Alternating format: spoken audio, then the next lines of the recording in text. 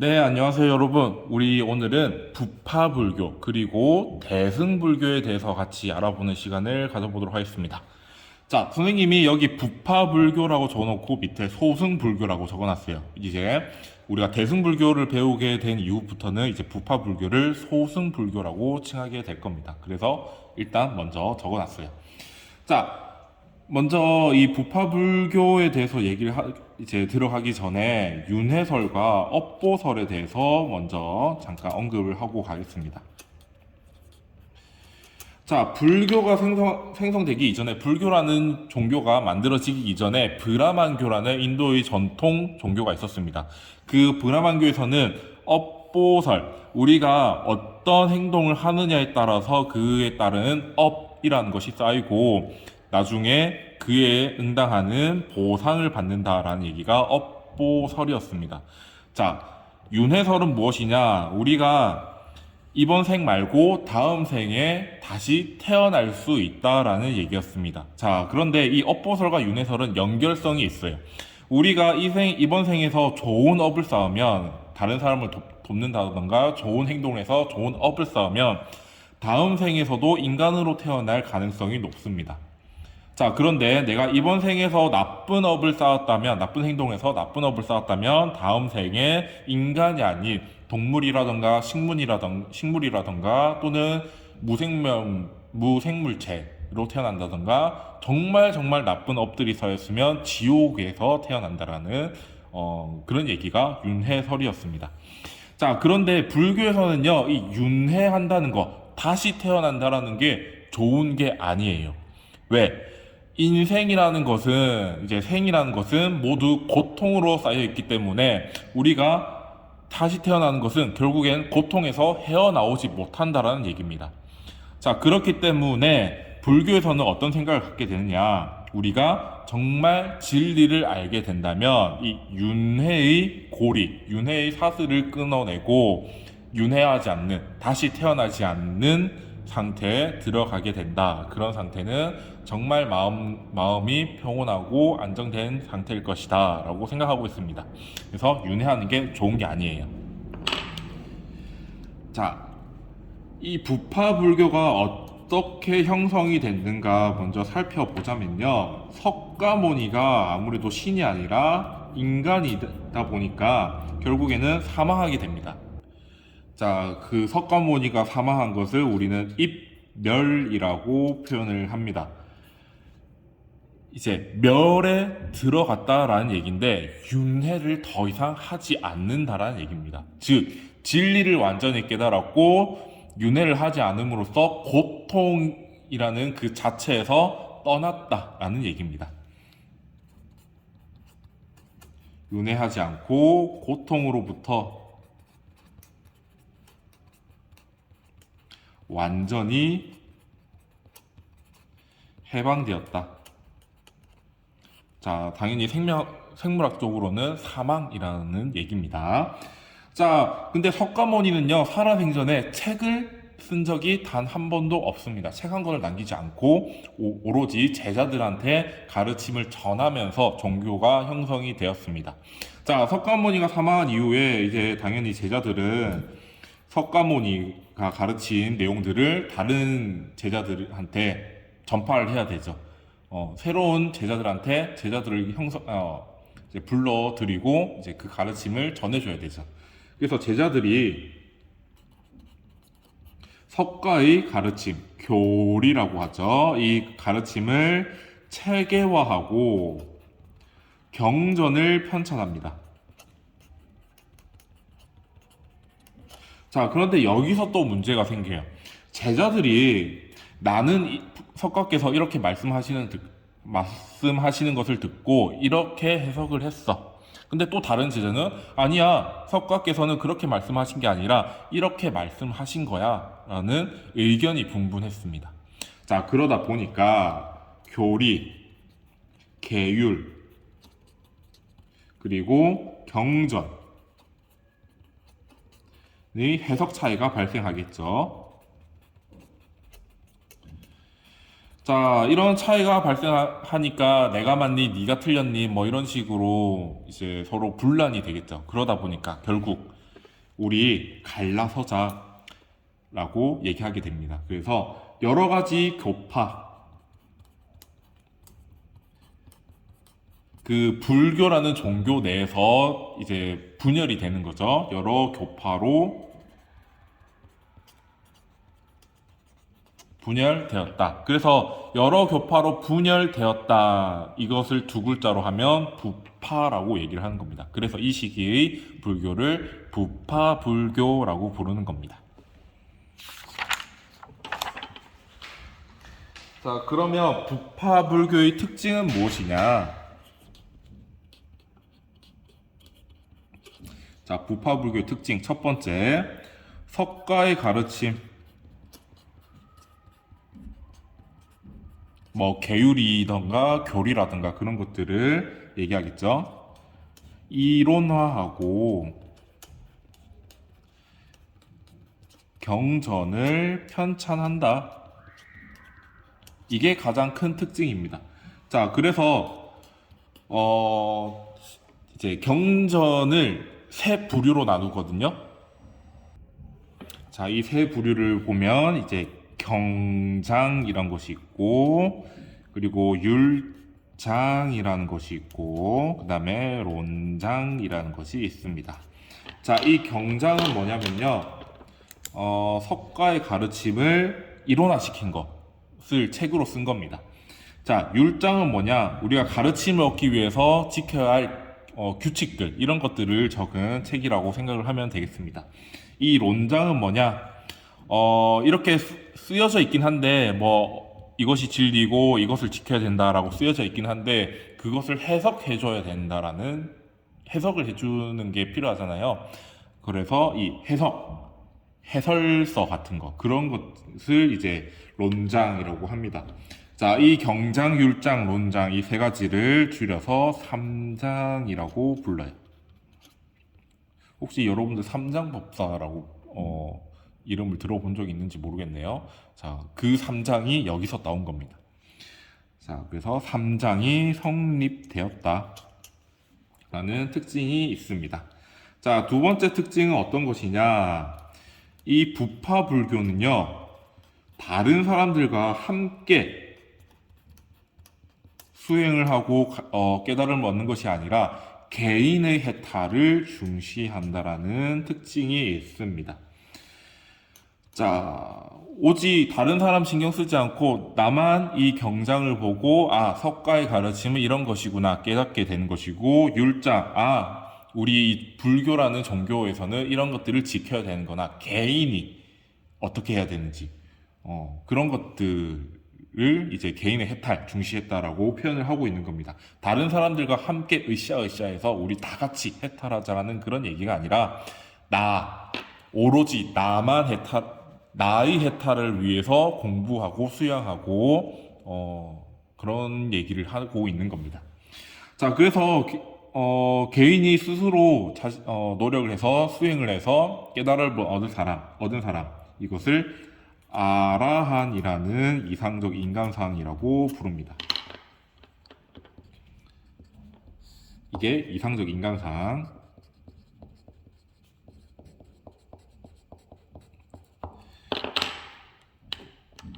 자, 이 아라한은 사실 문자로 따지면요, 부처의 가르침대로 수행하여 깨달음을 얻은 사람이라는 얘기인데, 이 사람의 특징은 뭐냐면 타인을 구제하는 데는 별로 관심이 없습니다. 나의 해탈만 신경을 쓰기 때문에 타인 구제에 별 신경 쓰지 않아요. 그래서 셀프로 수행하고, 그리고 셀프로 해탈하는 거죠. 이런 이상적 인간상을 강조하고 있습니다. 자, 세 번째 특징. 자, 이 부파불교는 엄격한 종교성을 강조합니다. 자, 그래서 실제로 어떤 사람이 그 불교의 규칙, 계율을 수행하지 않으면 그냥 내쫓았다라고 얘기합니다. 너는 더 이상 불교의 교인이 아니야. 라고 얘기를 하면서 내쫓았다라고 얘기합니다. 그만큼 우리가 행동 하나, 생각 하나하나 다 이 불교 안에서 얘기하는 계율이나 교리들한테 맞추도록 얘기하고 있습니다. 자, 그런데 이런 엄격성을 강조하다 보니까 다른 사회는 전혀 신경 쓰지 않고 자신의 내면에만 몰입하게 됩니다. 자, 그리고 사회와 분리돼 버립니다. 자, 인간은 누구나 다른 사람과 교류를 맺으면서 뭐 내가 필요한 것을 다른 사람한테 얻기도 하고 또 서로 주고받거니 이제 도움을 줄 수도 있고 그렇게 하는 건데 여기 이 부파불교의 수행자들은 오로지 개인의 해탈만 신경 쓰기 때문에 다른 사람과의 관계성도 많이 떨어지는 그런 특징이 있는 거죠. 자, 이렇게 되면 어떤 문제점이 발생하느냐? 불교가 대중화되지 못합니다.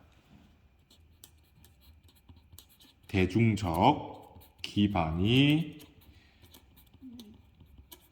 약화되는 한계점을 가지게 됩니다.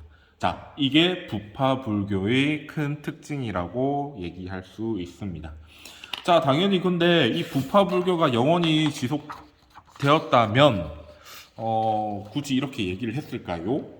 당연히 이것이 문제가 된다라는 문제의식을 가진 사람들이 나올 것이고, 좀 더 발전, 변화시켜보자라는 생각을 가진 사람들이 나오게 되겠죠. 왜 초점이 안 맞춰져? 자, 그런 사람들이 만든 이제 하나의 파가 이제 대승불교입니다.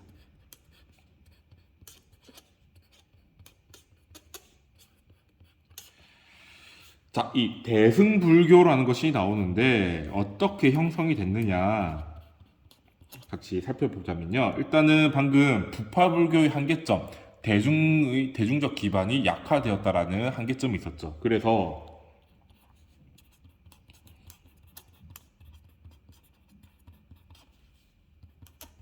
비판을 하게 됩니다.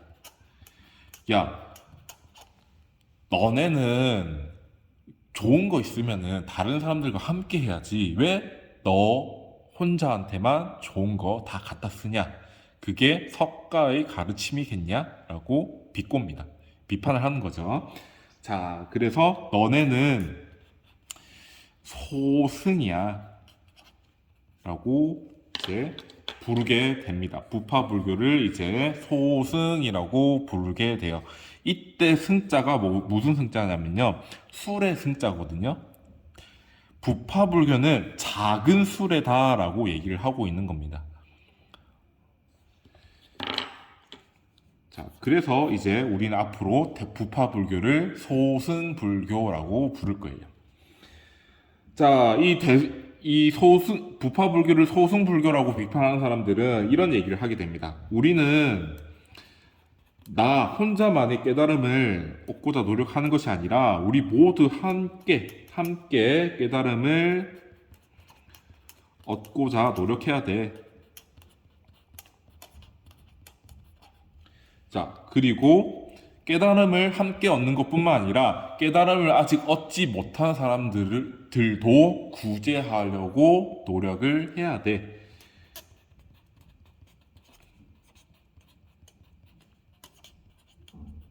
라고 얘기를 하게 됩니다. 자, 그래서 이러한 특징을 가진 불교의 진흥 운동, 이름이 대승 불교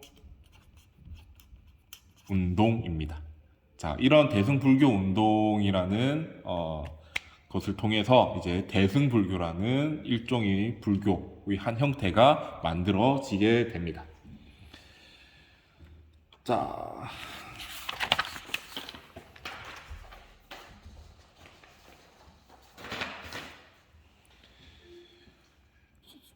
자, 이 대승불교의 특징에서는요, 이상적 인간상을 무엇으로 보느냐? 우리가 앞전에 배웠던 보살로 얘기하고 있습니다. 자, 이 보살은 이제 아까 방금 배웠던 아란이랑 비교가 되는데, 위로는 깨달음을 얻고자 노력하고, 또 아래로는 중생을 구제하고자 노력하는 사람을 보살이라고 얘기합니다. 이것을 한자로는 상구보리, 밑에 거는 아래로는 중생을 구제한다, 하화중생 이라는 얘기입니다. 자, 그래서 정리하자면 특징. 자, 위로는 깨달음을 얻고자 노력하는 것은 누구를 위해서 깨달음을 얻고자 하는 거예요? 나 자신을 위해서 깨달음을 얻고자 노력하는 겁니다. 내가 지금 이 생이라는 고통에 둘러싸여 있는데, 이 고통이라는 것으로부터 탈피하고 싶어서 깨달음을 얻고자 하는 겁니다. 자, 그래서 자기이익적입니다. 자리. 자, 근데 자리적인 것에만 머물러 있는 것이 아니라 다른 사람들도 구제하려고 노력하고 있잖아요. 그래서 이타적인 면모도 가지고 있습니다. 그래서 보살은 자리 이타적인 존재다, 인간상이다 라고 생각하면 되겠습니다. 자, 세 번째, 대승불교에서는요, 우리가 깨달은 이 보살이라는 사람들이 해야 되는 6가지 덕목이 있습니다. 그것을 육바라밀이라고 부릅니다. 자, 보살이 열반에 이르고자 실천해야 할 6가지 덕목이라고 얘기하는데, 구체적으로는 이 안에 보시, 또 지계, 인욕, 정진, 선정, 지혜, 이런 것이 이제 포함이 되고 있습니다. 6가지죠. 보시, 지계, 인욕, 정진, 선정, 지혜. 보통 이 6가지 육바라밀에서는요, 이 보시, 그리고 인욕, 뭐 이런 것들을 이제 시험 문제로 종종 출제가 되는 것 같아요. 이 보시는 뭐냐면요, 다른 사람한테 이제 무엇인가를 베푸는 것인데, 보시 중에서 가장 보시다운 것은 무엇이냐? 무주상보시라는 겁니다. 자, 이 무주상보시가 뭐냐면요, 내가 다른 사람한테 베풀었어요. 자, 그런데 내가 베풀었다라고 생각조차 하지 않고, 내가 베푼 것에 대해서 기억조차 하지 않는 것을 무주상보시라고 얘기합니다. 왜? 내가 베풀었다라는 것은 내가 베풀었다와 베풀지 않았다를 구분하는 거죠. 자, 그런데 불교에서는 이렇게 구분하는 것을 그렇게 좋아하지 않습니다. 또 내가 누군가에게 좋은 것을 베풀었다라고 생각을 계속 가지고 있는 것은 그 생각에 집착하는 거잖아요. 자, 불교에서는 이 집착 때문에 우리가 고통을 받는다라고 생각하고 있죠. 그래서 집착하지 않는 것이 중요하잖아요. 그래서 내가 베풀었다라는 것조차도 마음속에 담아두지 않는 것, 그것이 무주상보시다. 여기 뭐 인욕이란 것이 있는데, 우리가 유교에서 배웠던 인욕과는 조금 다른 의미, 욕됨을 참는 것을 말합니다. 우리가 다른 사람한테 욕을 먹으면 되게 하루 종일 싱숭생숭하잖아요. 마음이 되게 혼란스럽잖아요. 내가 뭐 잘못했나? 내가 그렇게 나쁜 사람인가? 뭐 이런 식으로 그 욕먹은 것에 대해서 되게 오랫동안 마음속에 간직하고 힘들어 하잖아요. 자, 그런데 불교에서는 내가 다른 사람이 나한테 욕을 했다라고 하더라도 그 다른 사람이 나한테 욕한 것에 대해서 집착할 필요가 없습니다. 그 행동과 그 기억에 대해서 우리가 집착할 필요가 없어요. 집착하는 것부터 고통스러워지는 거니까. 다른 사람이 욕하든 말든 신경 쓰지 마세요. 그게 인욕과 약간 좀 유사한 느낌이지 않을까. 선생님이 이제 불도자가 아니다 보니까 뭐 100% 정확하게는 어떤 의미인지는 잘 모르겠지만은 누가 나를 욕한다고 하더라도 거기에 마음을 쓰지 않는 것, 그것이 인욕이지 않을까라고 생각이 듭니다. 무튼 6가지 덕목이 있다. 자, 4번째 특징. 자, 선생님은 대승불교에서 가장 중요한 특징이 이 공이라는 것 같습니다.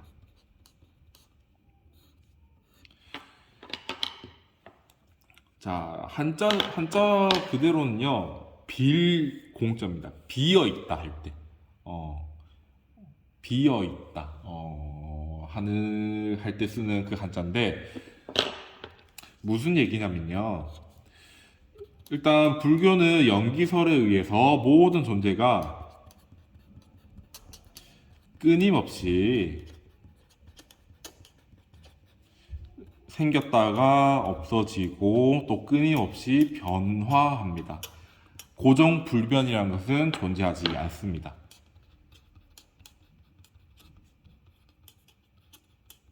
그리고 다른 존재로부터 떨어져 있는 독립된 것도 없죠.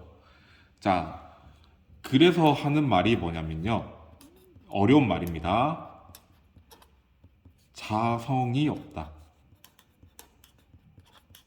라는 표현을 쓰게 됩니다.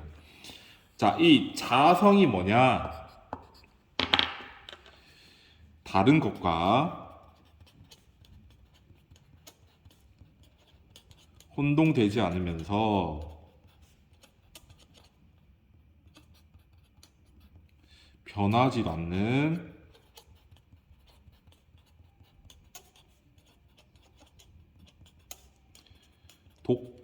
독자적 속성을 얘기합니다. 솔직히 말해서 여러분들 현실 이제 불교를 떠나서 우리가 일상생활에서는 너는 너고 나는 나야 라고 생각을 하잖아요. 자, 그런데 불교에서는 어떻게 생각해요? 모든 존재는 서로 인연으로서 연결되어 있죠. 모든 존재가 서로 상호 영향을 주고 받게 되고 또 서로 상호 의존적이다 보니까 결국에는 하나다라고 생각을 하게 됩니다.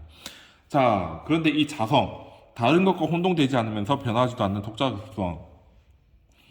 자, 불교에서 봤을 때 모든 존재, 특히 나라는 존재는 독자적인가요? 다른 존재가 없이 나 홀로 있을 수가 있나요? 없잖아요. 자, 다른 것과 혼동되지 않는다. 결국에는 이제 불교의 관점에서는 여러분들과 선생님은 같은 존재인 겁니다. 왜? 큰 틀에서 봤을 때 서로 영향을 주고 받으면서 생존하고 있기 때문에 큰 틀에서 봤을 때는 결국에는 하나라고 볼 수 있는 거죠. 그래서 구분되지 않는다라고 생각하잖아요. 그런데 자성은 이런 뜻을 가지고 있습니다. 자, 그래서 공사상은 무엇이냐? 다른 것과 혼동되지 않으며 변하지도 않는 독자적 속성이라는 것이 전혀 존재하지 않는다. 우리가 이미 배웠던 내용인 겁니다. 고정불변하는 것은 없고 독립적으로 존재하는 나는 없다라고 얘기하는 겁니다. 그것을 다 합쳐서 자성이 없다라는 표현 쓰고 있다는 거. 자, 그런데 이게 이 세상에는 아무것도 존재하지 않는다라는 얘기는 아닙니다.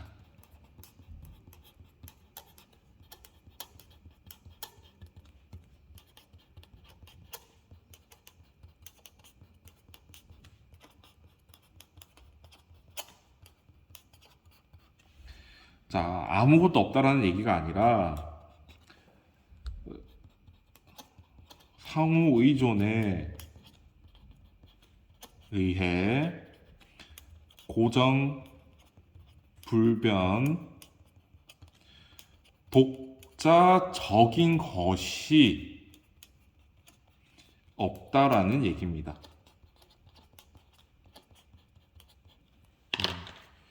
아무것도 없다라는 얘기 아니에요. 분명히 여러분들과 나라는 생명체는 존재하고 있습니다. 자, 그런데 여러분들은 고정불변하느냐, 독자적이냐? 아니야. 선생님이 고정불변하느냐, 독자적이냐? 아니야. 이것을 얘기하고 싶은 겁니다. 그래서 그것을 통칭해서 자성이 없다. 그리고 그것을 공하다라는 얘기를 하고 있는 겁니다. 어렵죠? 자, 이 대승불교에는요, 이제 대표 학파가 있습니다. 학파라고 부르기에는 좀 묘하긴 한데, 그러면 이제 교육 과정에 따라서 대표 사상이라고 해볼까요?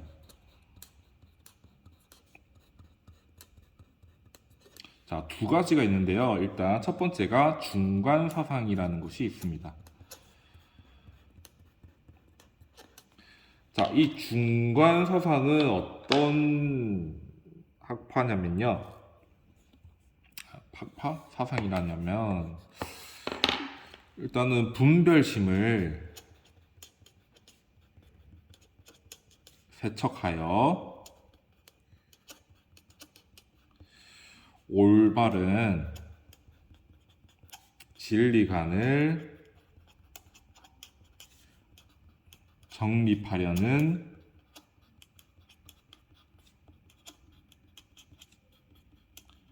사상을 중간 사상이라고 얘기하고 있습니다.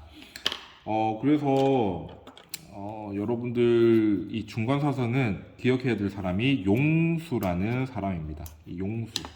이 용수라는 사람은 인도의 승려거든요. 이 인도의 승려인데 우리가 앞에 방금 얘기했던 공사상을 가장 체계화시켰다라고 평가받는 사람입니다.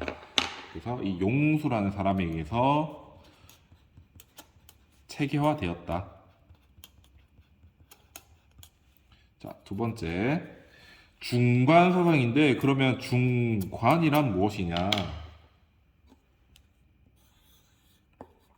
자, 중관이란 중도의 관점에서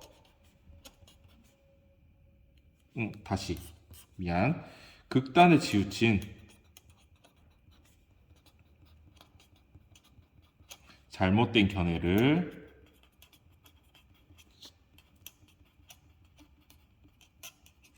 바로잡고 중도의 진리를 올바르게 관찰하는 지혜를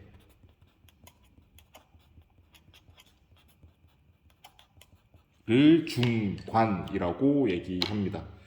자, 불교에서는 극단적인 것을 안 좋아한다라고 얘기했죠. 모든 것은 다 적절하게 섞여야 된다라고 생각을 하고 있습니다. 어느 지점, 중간 지점에서 이루어져야 된다라고 생각을 합니다. 자, 그래서 모든 극단적인 견해들, 그런 것들을 다 없애버리고 중도의 진리를 올바르게 관찰해야 된다라고 생각하는 것이 중관이라고 얘기할 수 있겠습니다. 자, 그래서 여기서 생각할 수 있는 것은 무엇이냐? 중도의 입장에서, 중도의 관점에서, 펜이 안 나오는데? 모든 것은 고정불변하지 않는다. 고정불변의 실체로 존재하지 않는다.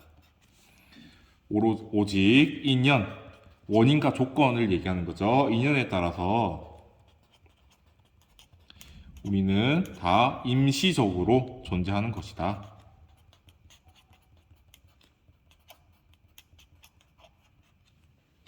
라고 얘기할 수 있을 것 같습니다.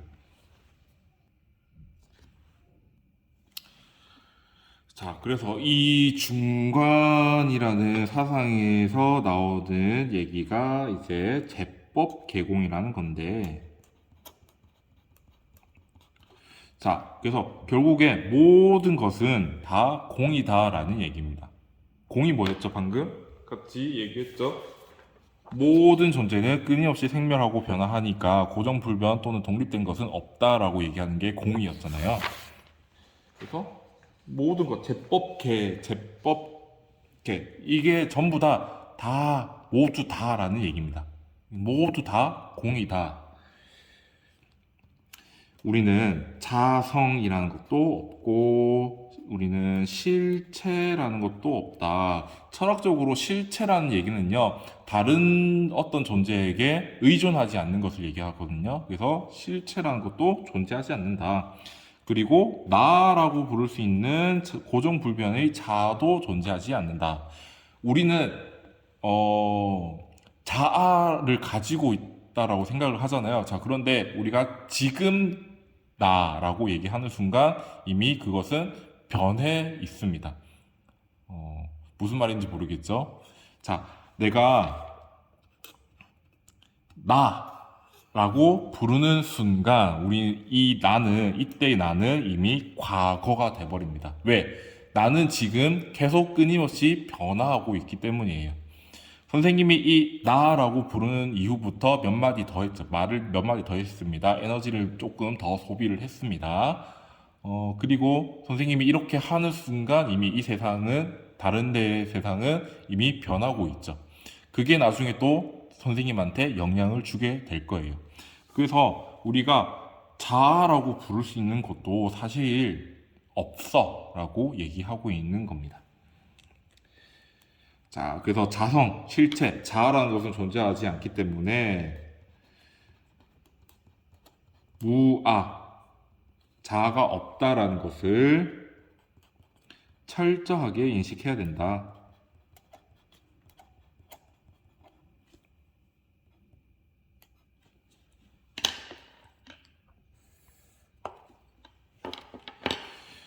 자, 여기서 여러분들 윤리적인 의의를 끌어낼 수 있는 것 같은데, 나라고 부를 수 있는 건 없어요. 결국에는 모든 존재가 하나이니까 독립된 나 자신은 없는 거예요.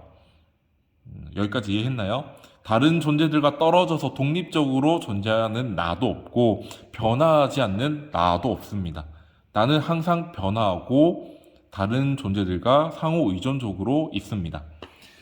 자, 그래서 나올 수 있는 얘기가 이기심을 버리고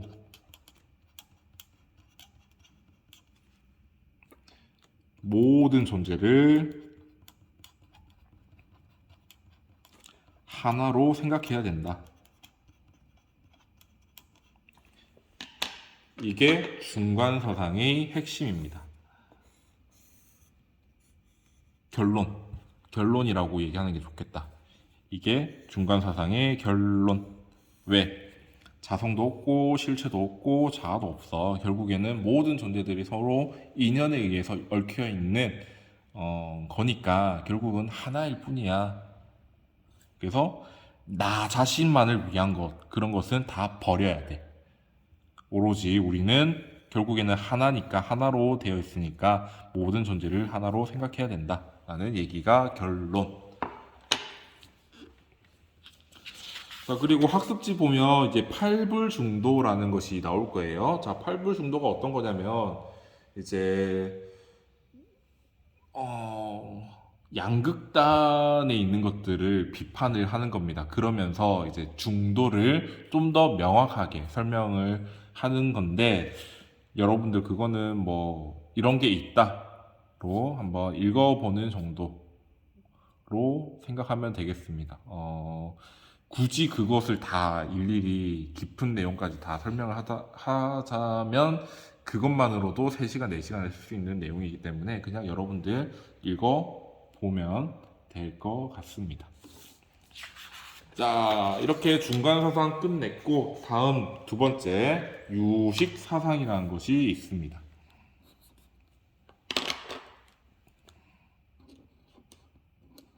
두 번째 유식사상. 자, 이 유식사상은요, 이제 중간사상이 용수라는 사람과 연결이 되었다면 이 유식사상은 세친이라는 사람과 연결이 되었습니다.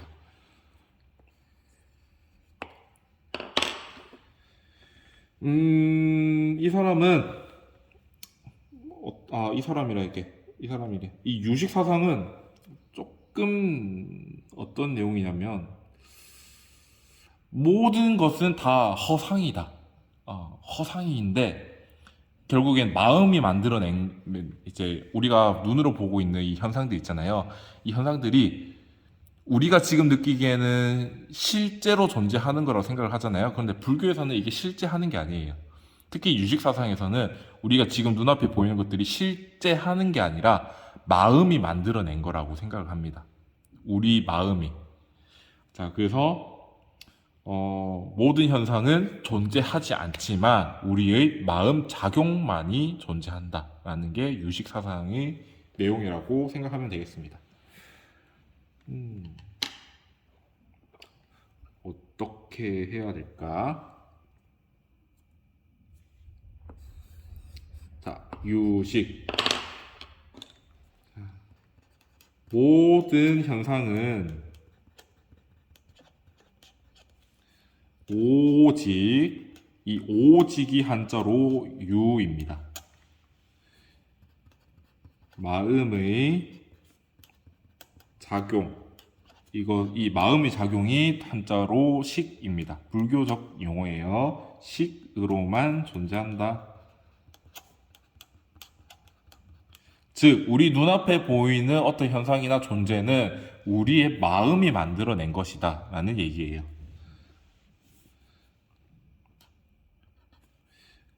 그래서 마음을 떠나서는 존재하지 않는다라고 보는 게 유식사상.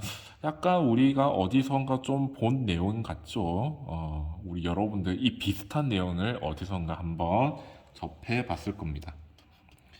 자, 이걸 이제 불교적 용어로는 일체유심조라고 표현하는데, 일체유심조는 여러분들 한번 기억만 하면 되고, 그래서 이제 핵심, 눈앞에 보이는 현상 또는 존재들은 실제로 있는 것이 아니라 우리 마음이 만들어낸 거다라고 얘기한다는 점, 그거를 기억을 했으면 좋겠습니다. 그래서 이 유식 사상은 세친이라는 사람이 체계화했고, 모든 것을 실체가 없는 공으로 바라보는 중간 사상을 극단적인 허무주의다.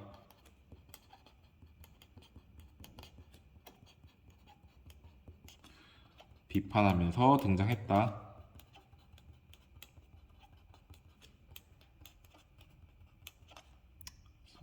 그래서 이 세친이 하고 싶은 말은 뭐겠어요? 모든 것은 실체가 없는 것이 아니라 우리의 마음의 작용만은 존재한다를 얘기하고 싶은 거겠죠.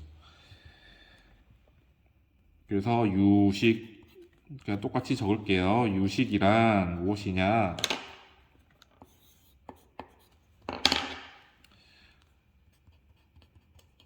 사물의 실체,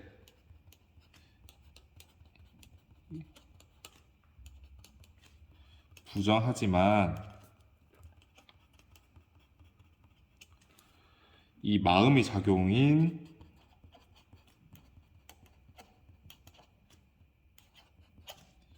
식은 존재한다. 이게 유식의 의미입니다. 식은 존재한다. 마음의 작용은 존재한다. 자, 그래서 우리가 자기 중심적인 관점을 가지게 되면 괴로움에 둘러싸이게 되고, 우리는 마음을 비우는 수행 방법을 해야 된다. 왜? 우리는 눈앞에 있는 현상과 어떤 존재들한테 집착을 하게 되는데, 그 현상과 존재는 누가 만들어내요? 마음이 만들어내잖아. 그러면 우리의 마음이 그런 존재, 현상들을 이제 보이지 않게끔 해야 되는 거죠. 그래서 우리의 마음을 비워내는 수행법을 해야 됩니다.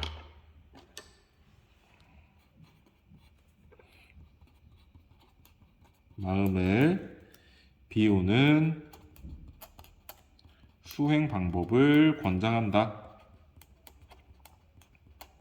해야 된다. 자, 그 수행 방법이 뭐냐면요. 요가라는 겁니다. 우리 요가 알고 있죠? 여러분들 뭐 이제 체육 활동 하다 보면요, 우리가 다른 잡생각이 없어지고 그 체육 활동하는 그 자체에 집중하게 되는 경향이 있습니다. 그래서 집착이 없어지고 마음이 개운해지는 그런 상태가 되거든요. 그래서 그 수행법으로 요가를 강조하고, 이 요가를 통해서 수행하는 사람을 무엇이라고 부르냐면 유가사라고 부르고 있습니다. 자, 이거는 수행 방법, 이거는 수행하는 사람의 칭하는 그런 말입니다. 자, 아무튼 여러분들 불교를 하면 할수록 되게 어렵다라는 생각이 들죠. 약간 잡힐 듯 하면서 보일 듯 하면서 보이지 않고 잡히지 않는 그런 느낌이죠. 불교의 특징이 약간 그렇습니다. 뭔가 알 것 같으면서도 모르는 것 같기도 하고, 모르는 것 같으면서도 알 것 같고, 손에 잡힐 듯 하면서도 잡히지 않는 약간 그런 느낌. 그게 불교의 묘미이면서도 좀 짜증나는 부분이긴 해요. 그거를 좀 재밌게 여러분들 받아들였으면 좋겠습니다. 자, 아무튼 오늘은 부파불교, 소승불교와 대승불교에 대해서 같이 알아보는 시간을 가졌는데요. 여기까지는 이제 인도에서 이루어지는 얘기였고, 다음 시간은 이제 이 인도에 있던 불교가 중국으로 넘어가게 되거든요. 이제 중국에서는 어떤 형태의 불교가 나오는지 같이 알아보도록 하겠습니다. 오늘 하루 고생이 많았고요. 다음 시간에 같이 만나도록 합시다. 고생했습니다. 안녕. 끝.